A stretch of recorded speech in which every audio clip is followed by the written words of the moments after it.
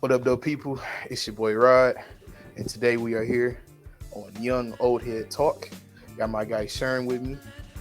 How you doing today? GM Sherm, Scouting Report Sherm. Big bands in the building. What up, though?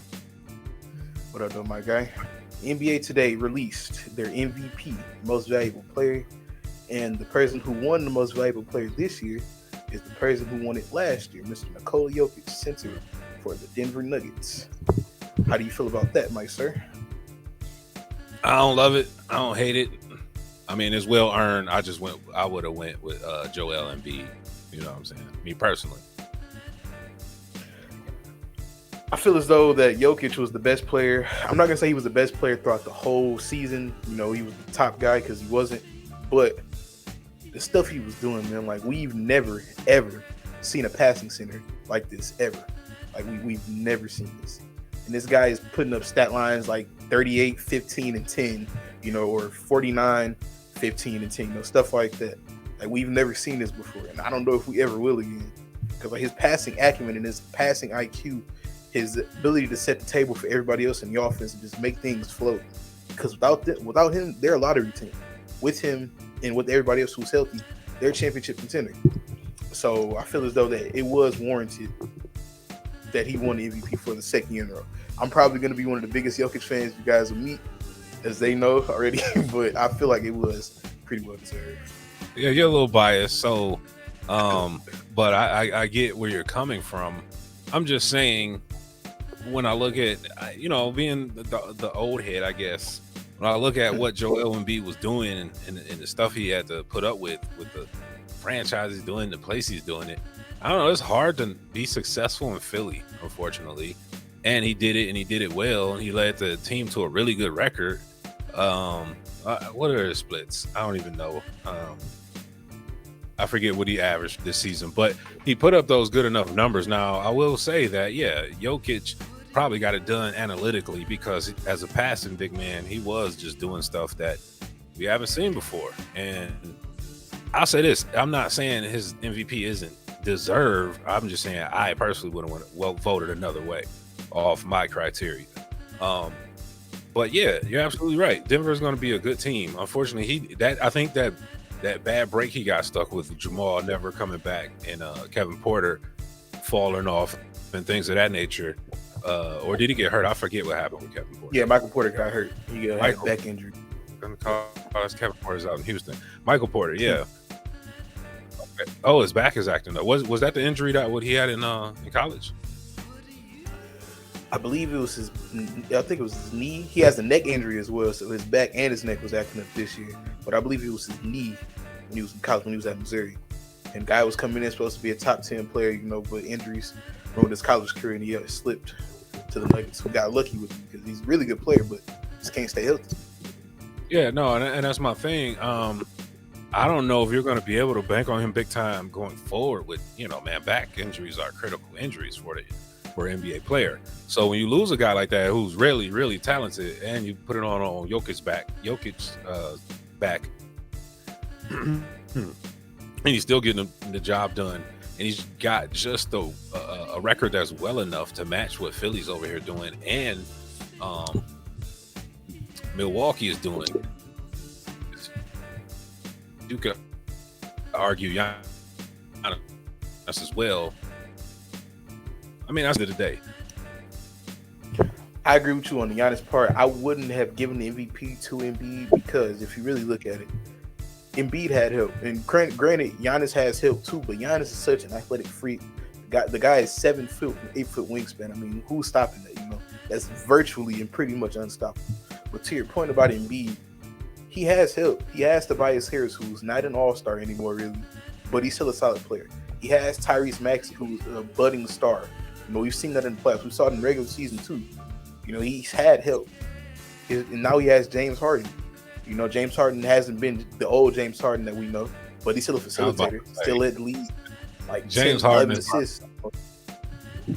I mean, okay, yeah, he had a good number two. On paper, he had the best number 2 option in the league with James Harden. I'm not going to give you Maxey yet because what is Tyrese Maxey right now? Don't get me wrong, he's balling. I respect that, but I don't. You know what I mean? I can't count that as like a big three right now. Tyrese Maxey is proving his worth in the playoffs though currently, but I still can't just sit there and go, oh, they had Tyrese Maxey, so nah. But Harden, yeah, I can see. But Harden is looking real fraudulent right now in his older playing days. He's not the same guy, but he's still setting the table though. Still getting the passes up. Yeah. And he played a hell of a job in what was that, game 4 last night or whatever that was. Yep. Tied the series up. So, but the knock on Harden is, can he do this consistently? And if he can, and that's an appropriate big two to go ahead and try to get the title.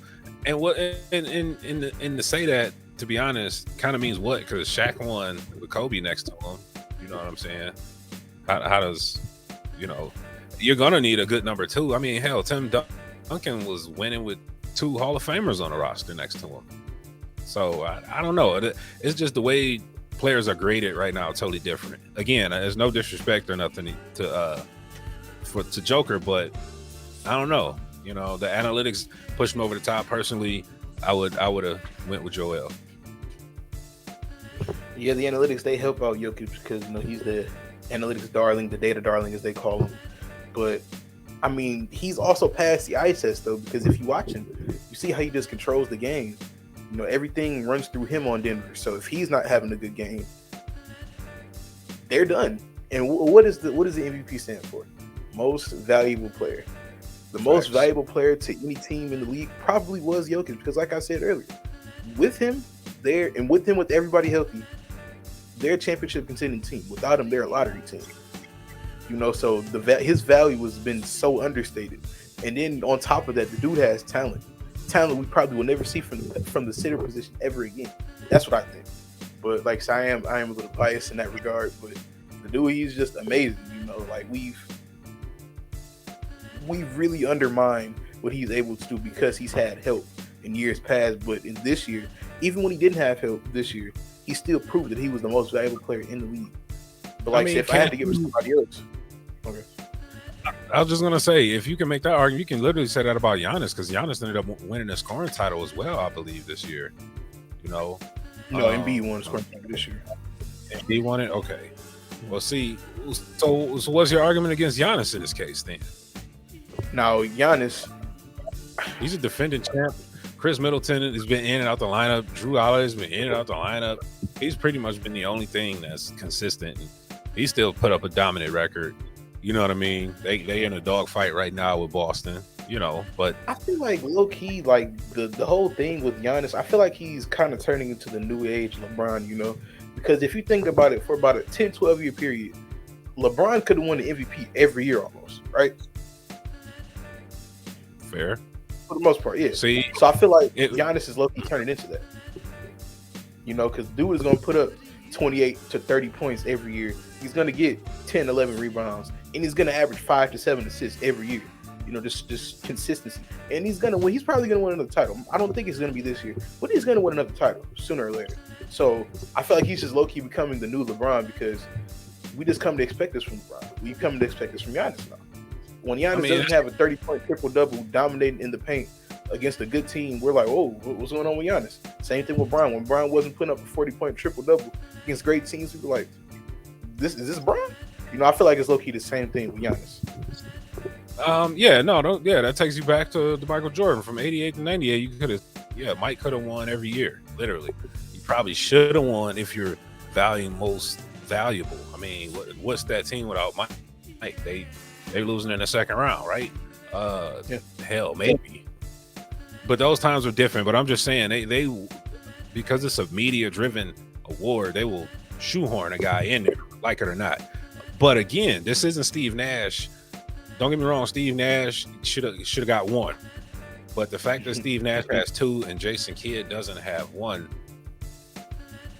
that kind of always rubbed me the wrong way. So MVP, it always has sprinkles of a popularity contest in there too. So the argument literally shifts and skews every year, and it kind of annoys me in that regard, because we're going to look back in the record books and go say, hey, this guy probably should have won MVP or whatever. And, because what if Embiid messes around and wins the title this year? Does that I don't does see that that make happening. the argument? I mean, it makes it tighter for sure. It makes it Either. a lot I'm tighter. just saying. I mean, Do you I feel don't know. like playoff factored into the MVP vote? Like we should just wait to the end of the whole season, or just regular season only? Or is that even fair to argue? I feel like it should factor in because I was reading something earlier where it was saying yes, the regular season MVP was Jokic. You know, he was not gonna say he was the best player, but he was definitely the most valuable player and one of the most talented. But the MVP in the playoffs so far, you could say it's been Giannis. And before, you know, he had these bad couple of games, you could have said it was Jason Tatum. You know, so I feel like it'll all change. I don't think there's going to be one player who just consistently dominates throughout the whole year, playoffs included. You know, so I feel like it should kind of coincide, but at the same time, it's like it'll be two different answers if you look at it that way. Now, how did Embiid and Joker compare defensively? Because in my mind, I'm trying to cycle this stuff through in my brain, and yes, the analytics help, but the eye test told me all year that Embiid should be the MVP. Because yes, to be fair, you're right about that Giannis factor. His greatness, his bar, or his regular bar is so high. You're like, all right, whatever. But it's just been simply balling out this year. I felt like. I feel like also kind of because, I feel like because you know, Giannis, like I said, his bar is so high. You know, he's such a likable guy. You know, we're just like this guy he's just like that. You know, like so when he doesn't put up these huge numbers, we're like, this is not Giannis.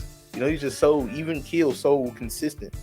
And the thing about Embiid, yes, Embiid is a talented player. I'm not saying that he's not, but this is kind of the first year he's really stepping into his own, as you could say, putting up these dominant stats. He's been dominant for about the last 2-3 years, but this is the first time it's really coming into like fruition stat wise, you know. Last year he put up some hella numbers. Here's my thing. I like this old fashioned big man duel we're having in the midst of this new revolution of guard play in the league. Two out of the 5 best players in the league. 2 out of the 5 are big men, and they've been having MVP wars clashing, you know, at the top. So I appreciate that stuff as a purist, but they're new school big men in both regards because they can step out and hurt you from the perimeter, set up the offense, run the offense, shut down the defense. They're so talented and skilled and multifaceted. Yeah. So, but I appreciate it. But I just give me Embiid on this one, bro. I feel like you either have to go Giannis or Jokic, and I feel like if they would have gone with Giannis, then I would have no complaints about it at all. But I feel like Jokic was the best because, like, see, he was the most valuable to me. You know, I feel like he was really, really the most valuable. But you're an analytical guy. I get it. I get it. I get it. You like the numbers. Me and numbers don't get along. Also passed the eye test. Like, if you really think about it, the guy really passed the eye test. Like, one of the only games that I really sat down and watched him play fully, the dude had a 40-point triple-double and made the game-winning pass from one corner all the way to the other corner. I'm talking about with one hand. Like, it was an amazing sight to see. A game-winning pass. Like, oh, no, yeah. I chuckle because a mutual friend of ours refers to him as the Zubac killer. That's like the only guy you see him shut down defensively. Yeah, and ironically, that was the game against Zubac too when he was getting checked. Ironically, of course. Exactly. I'm just saying he gives somebody the work, and I've seen him get the work. So, you know, I have. You know, he's not the best defender. That factors into it, right? It does, but I mean, everything else, it just overshadows everything else. It overshadows his deficiencies, like his offense and the way, you know, he just sets everything up. His player efficiency rating, all this analytical stuff, it's just off the wall, stuff we've never seen before. We've never seen anyone in the NBA have 2,000 points, 1,000 rebounds, and I think it was 500 assists. I think it was. We've never. Wilt didn't even do that. We've never seen that ever. But guess who did it? As I like to call him, the savvy Serbian, Nikola Jokic. He was the only guy to ever do that this year. Here's something I'll tell you we never seen. I've never seen a 2-time MVP get taken out in a playoff series because he's a defensive liability. I've never seen that either. So you can say a lot of I've never seen with this guy. I appreciate him, but that's kind of ugly, man. They was putting him in some positions he couldn't do a thing about. So going forward, what do you know what I'm saying? If the book is out, we could just pick and roll him to death, and it doesn't matter anymore. Does that help or hurt him? I mean, it hurts him because that's his one deficiency. Defense, especially pick and roll defense. The Warriors exploited that pretty well. But if you think about it, the two teams he's played that he's gotten put out by the last 2 years in his MVP years, it's been the Suns, who were probably the best team in the league last year. They didn't win the title, but they were probably the best team in the league. And then one of the best teams in the league this year, the Warriors. The Warriors got a guy coming off the bench scoring 30 a game. Like that is ridiculous. That is utterly ridiculous. But at the end of the day, a 2-time MVP should be getting. You can hide him, but he shouldn't be getting benched. That's a whole different animal. And we're not talking late in the game. And we're talking. It was I think towards the end of that series, man, they just was like, yo, we're not even gonna put him in long spurts in the fourth. And I don't know. That see a lot of purists. That's gonna piss a lot of purists off when you throw all these numbers at them and such. So I kind of get that argument too. I can't even think of the last MVP that they were like, yeah, we're gonna put him on the bench in crunch time. To be fair, you know what I'm saying? So that at the end of the day, he had a hell of a season. The numbers are what the numbers are. The performance is what the performance is. But I don't know. Give me Embiid, man. It's player for player this season at least. Okay, I feel that. Okay, moving on, before we get out of here. Last week we touched on the Detroit Lions, talked about their pretty amazing draft, the aggressiveness of Brad Holmes and company, finally looking like they're turning the ship around. And in the past week or so, I've heard stuff that I've never heard about the Lions before. This team is on the upswing. This team is looking like they could be something in the coming years. Like they can be a contender in the coming years. I've never heard that in my lifetime. Even when we were contenders, it was an anomaly almost every time it happened. They've only made the playoffs 3 times since I've been alive. I was born in 2003. They've made the playoffs 3 times: 2011, 2014, 2016, and they've been put out in the first round on the road every game, every year. So this is new to me to see them have a foundation. Like I've never seen them have a foundation ever. Like this is the first time I've ever seen this. So it's pretty exciting. But I say all this to say, do you think the national perception of the Detroit Lions is changing, especially after this amazing heralded draft class that we just put together and the product that we're going to put on the field? And the product, do you think the perception has changed? In a word, no. I can expound, okay. But I could just leave it right there. Though. But no, it's the line. It's the Detroit Lions. You got to go out there and earn it. The Lions haven't earned it. Hell, you said 02. I was born in 83, and you could probably tack on 3 more playoff series. And in between all of those playoff games that we've both seen, they only won once. Okay. Any other time, it was probably the greatest playoff game of all time in Detroit's Lions history, in the modern day era at least.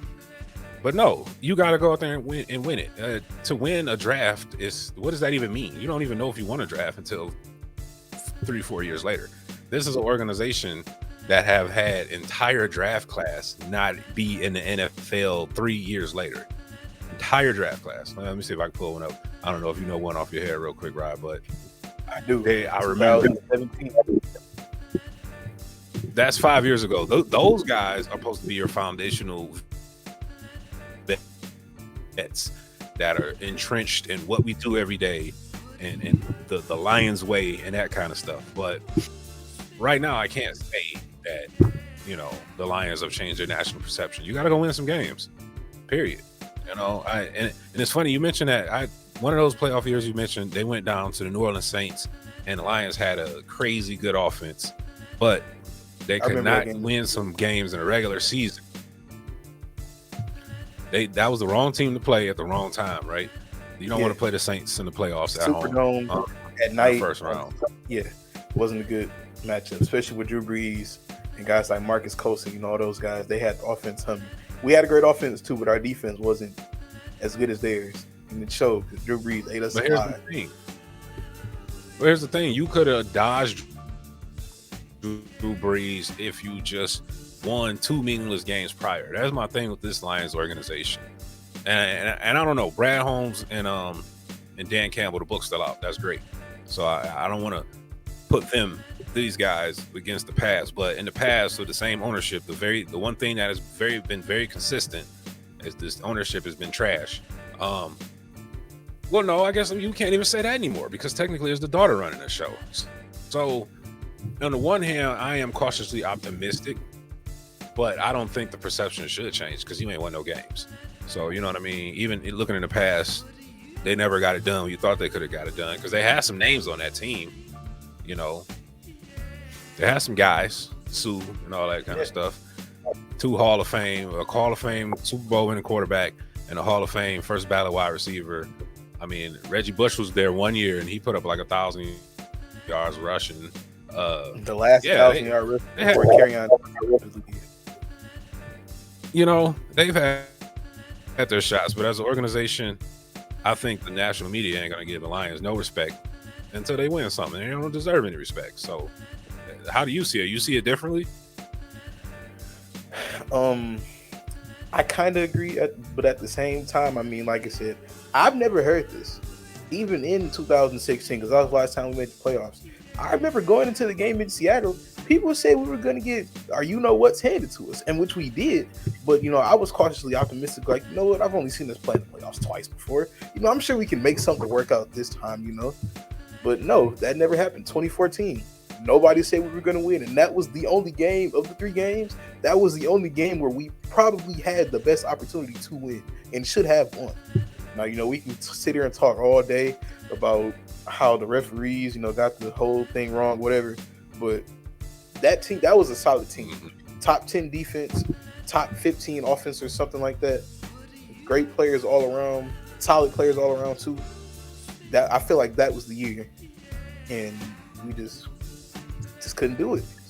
But I feel like this year. No, I agree.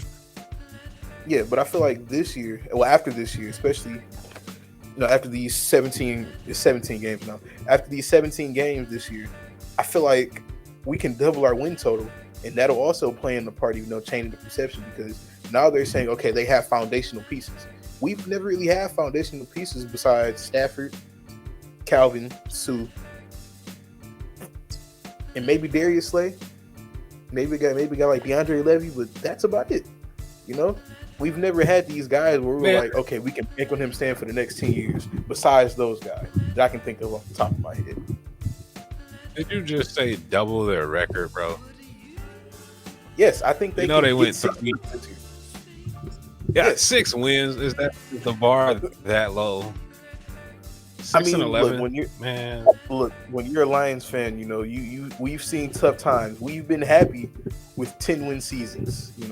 Some franchises, like the Patriots, like the Ravens. We'll even throw our not so cool guys from the North, the Packers. When they get 10-win seasons, they're like, oh my God, fire our coach, fire our GM, get some new players in here right now. With us, we're like, oh, we won 10 games. It's fine with me. I want that to change. I want us to be a franchise where we're like, 10 wins is not good enough.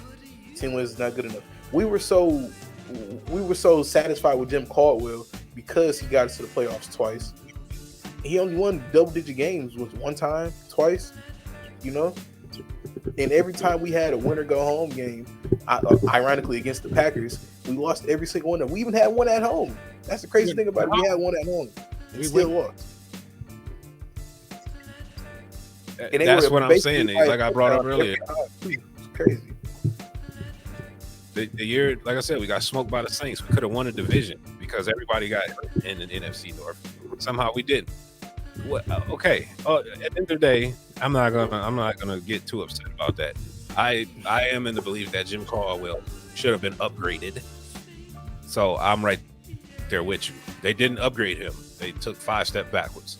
But that's that's a whole different subject. Um, I don't want the bar to be 6 wins. Like, that's not good enough for me. If you don't do 6 wins next year, that's going to be a disappointment. I mean, at least 8. You got to at least, and 8 ain't even nothing to sneeze at. In a 17 game schedule, but the baseline's got to be 8 games. Otherwise, I'm gonna look at the train and go, I don't know. You know what I'm saying? But Brad Holmes, I think, has got good talent to give Dan Campbell a shot to win games. Players obviously play for Dan Campbell. That's something I don't recall. Probably Steve Mariucci was the last guy that, the players love him. But Mooch was so washed by that time. So I'm curious to see what Dan Campbell's going to bring, because clearly he's got the player's ear, and that's great. So I trust what Brad Holmes, talent-wise, is giving him. So I'm ready. I do honestly believe, like you said, they have drafted some guys I can foresee being here in 5-6 years, and they being anchors of the team. So yeah, all pros and pro bowlers and stuff like that. Brad Holmes and Dan Campbell's credit is good, not the Lions organization, if that makes sense. I'll let those. Yeah. Sheila's got to earn her cred, and I like, to be honest, everything she's done so far. I don't have any. So far, so good. And that's why I'm saying 6 wins wouldn't be good enough for me. So they got to give me 8 to 10. I say 6 because we still want to be. I'm not gonna say bad enough, but we still want to be. That team that we're in the running to get. A top pick, so we can get a quarterback for next year. Because Jared Goff is a bridge quarterback. He's not a guy that I think we can win a title with. He's a bridge quarterback. Granted, he did go to a Super Bowl in LA, but he had multiple pieces around him. I'm not saying we don't have multiple pieces, but the pieces out there were different than what they are now here. So I don't think he's a guy that we can win with. I feel like we have to get a quarterback next year. Now, we could trade up because we do have 2 first-round picks next year, but I feel like we still have to be around that 6-win plateau, even though it's not good. Like I said, it's nothing to be proud about, but I will be happy with 6 wins because, like, so you're still laying the foundational pieces and all that. So 6 wins at this point in the tenure, especially coming off what we had, because basically everything we've added besides the offensive line has really come from Dan Campbell and Brad Holmes that can stay here for multiple seasons. Besides the offensive line, and sans Panay Sewell, but the offensive line before that was, to his credit, it was Bob Quinn. But other than that, everything else was abysmal during his tenure. Everything else, yeah.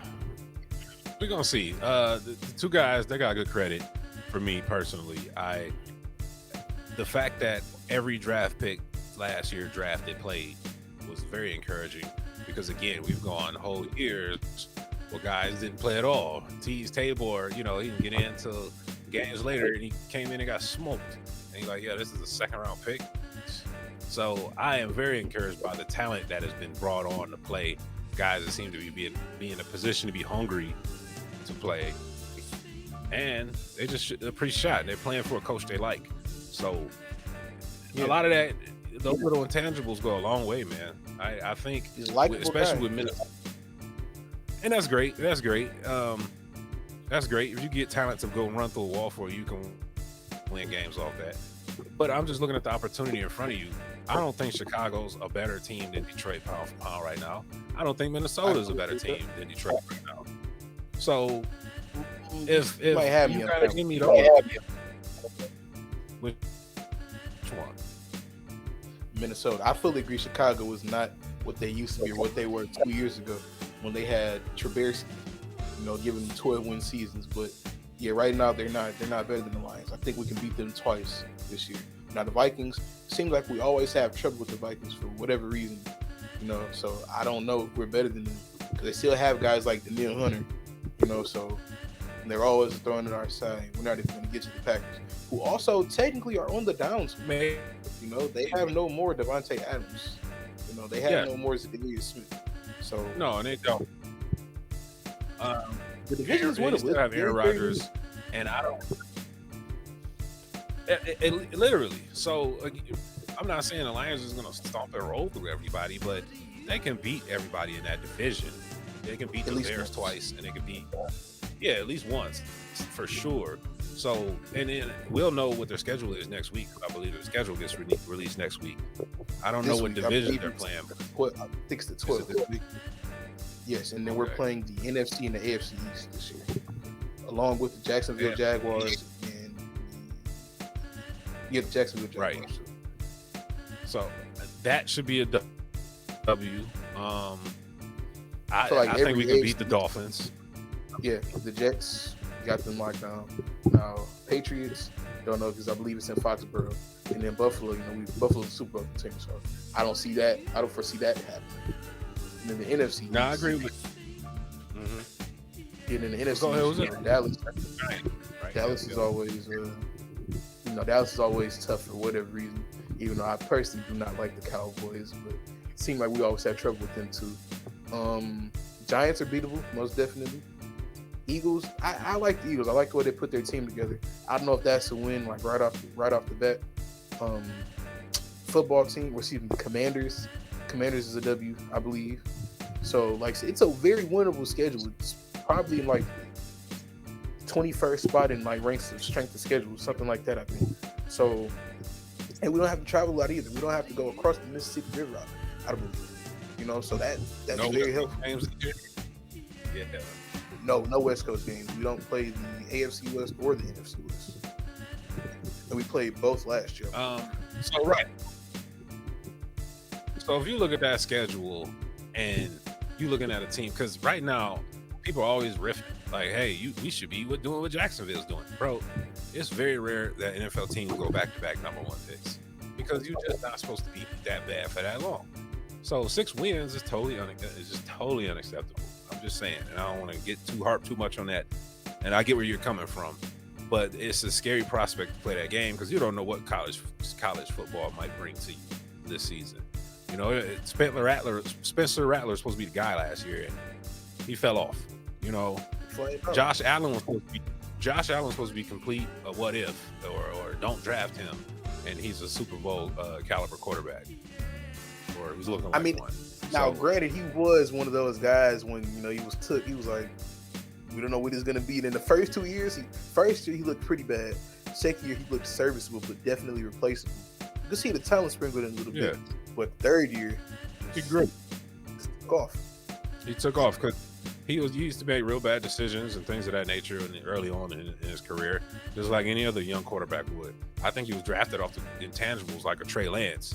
The question is, will there be a Trey Lance in this draft? I don't know.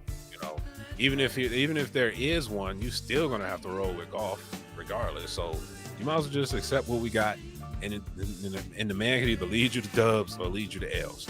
The beautiful part is Brad Holmes has put the franchise in a position to say, if this doesn't work, we can try to package these 2 picks and get up and get our guy, new quarterback. But a 6-win season would bring on a move like that. That's what I think. I mean, I do foresee us, going up and grabbing another quarterback. Well, especially since we got the 2 first-round picks, and we've also got, all the 2nd and 3rd-round picks and all that stuff. I could foresee that happening because we have the draft capital, and we could even throw in a player or 2 if need be, So, and not Dan Campbell. Brad Holmes has showed he is aggressive. He likes to be aggressive, so that could always be. I like the aggression. That's something we don't get from Lions brass, so at all. But I feel like this: they put Jared Goff in a position to win, and he's either going to prove himself to be a winner or not. And I can roll with it either way it rolls. For sure. Yeah, because like I said, we talked about last week. Kid Jamison Williams, bro, it's big money right there. Short passes, long passes, intermediate passes. He can go get them and turn them and take them to the house. Take them to the house. So, You really got no reasons. You got a half decent running. Oh yeah, and I think Jared Goff knows how to make plays to. I don't know if he's going to be that game icing quarterback. And it's so ironic when I talk about this because the guy we need is a Matt Stafford, right? We need Matt Stafford on the Rams, not Matt Stafford on the Lions. Because now, granted, Matt Stafford on the Lions was a clutch quarterback. He was a very clutch quarterback. Made some bad decisions every now and then, but he was a clutch quarterback. When it came to those fourth quarter drives, listen, you know that one year, dude had like 9 fourth quarter comebacks. You know, I've never seen that before in one season. And it felt like every time we were down, we was like, okay, Stafford could get us to the promised land. And most of the time, he did it. He did it. So, but yes, Rams quarterback, Stafford. Yeah, we need that guy. Not to harp too much on the old Stafford, but that was the part that tripped me out with those comebacks.